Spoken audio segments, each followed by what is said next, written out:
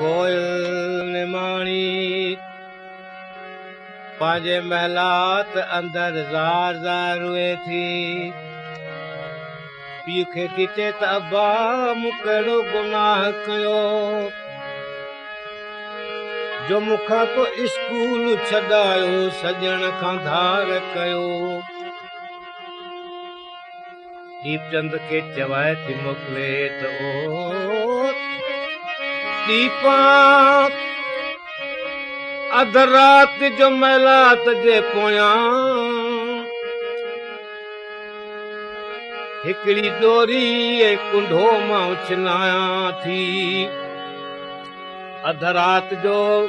पुठे पासे महलात का चढ़ी अचूं अची मूंसां गॾु किताब पढ़जां।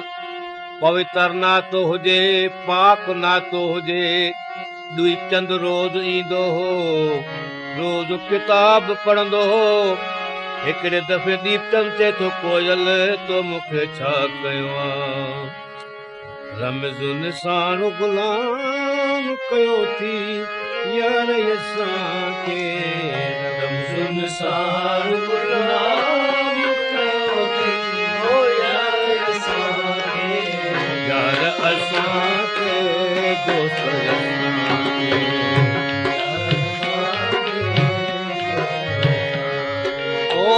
यार असांखे दोस्त असांखे ओ यार असांखे दोस्त असांखे रमज़ निसाण गुलाम कयो अथई यार असांखे रमज़ निसाण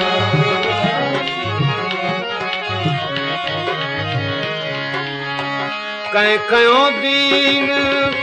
कंहिं कई दुनिया कंहिं कयो दीन कंहिं कई दुनिया कंहिं कयो दीन कंहिं कई दुनिया कंहिं कयो दीन कंहिं कई दुनिया इश्क असुल खां इनाम कयो अथव यार असांखे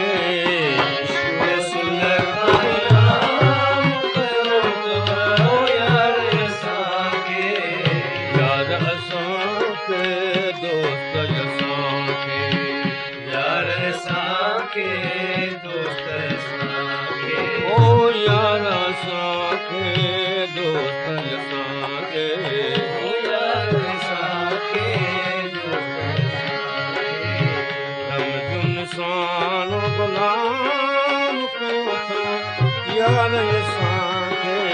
रमज़ निसाण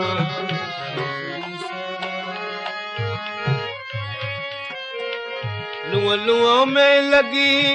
महक मोहब्बत जी लूअ में लॻी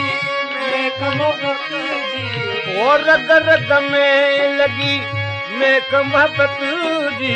रग रग में लॻी महक मोहब्बत जी लूअ लूअ मजत लगान कयो अथव यार असांखे लूअ लूअ मजत लगान कयो अथव यार असांखे यार असांखे दोस्त असांखे यार असांखे दोस्त असांखे ओ यार असांखे दोस्त असांखे यार असांखे रमज़ निसाण गुलाम कयो अथव यार असांखे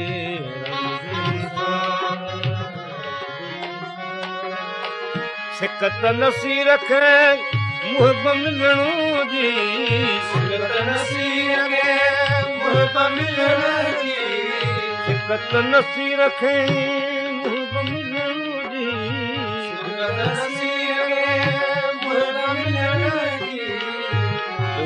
नमजत खाइणो खाइणो खाइणो पीअणो हराम कयो अथव यार असांखे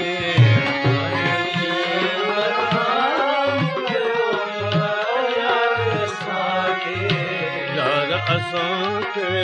दोस्त असांखे यार असांखे